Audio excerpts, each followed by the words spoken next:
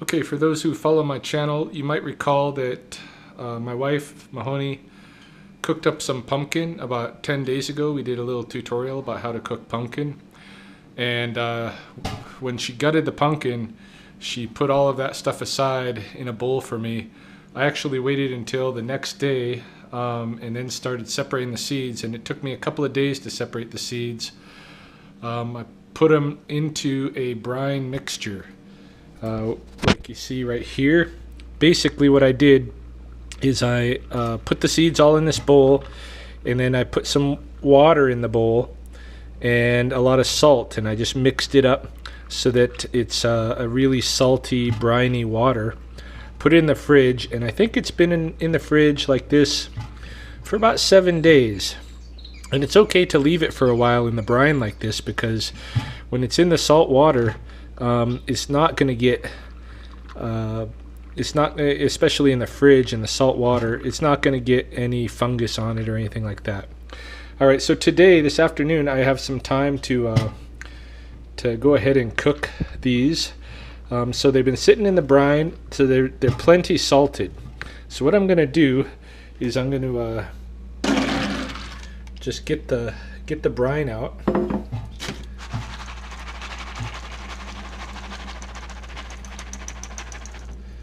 Now some people actually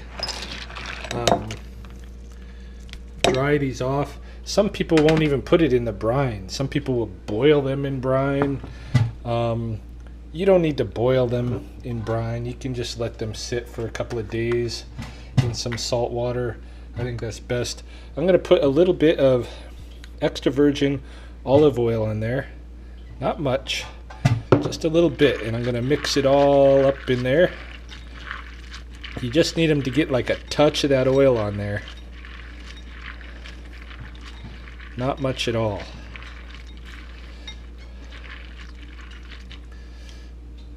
Alright, so they're all greasy, they're all salty, and I'm going to put them on a cookie sheet. Spread them out. Very easy to do.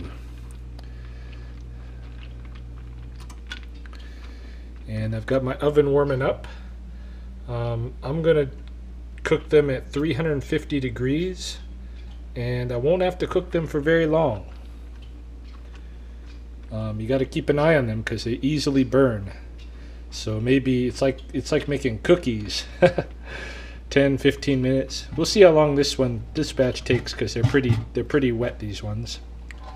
They might take a little bit longer, but typically like 10 minutes to roast them. So I'll show you when we're at that point.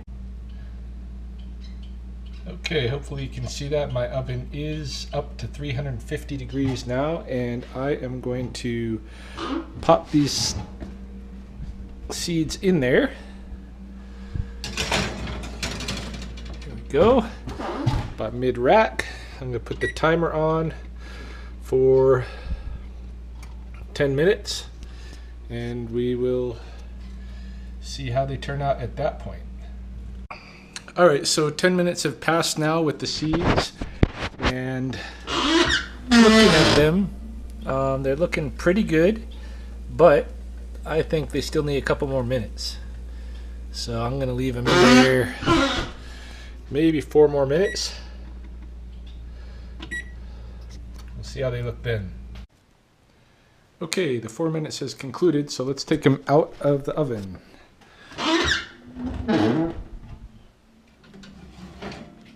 I can smell them actually, they smell pretty good. All the moisture is gone. You can see the salt on them.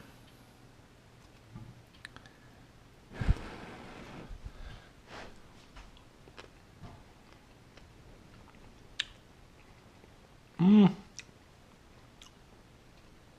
going to put them in a few more minutes. Maybe another 4. Okay, the pumpkin seeds are done as far as I'm concerned. They taste pretty good.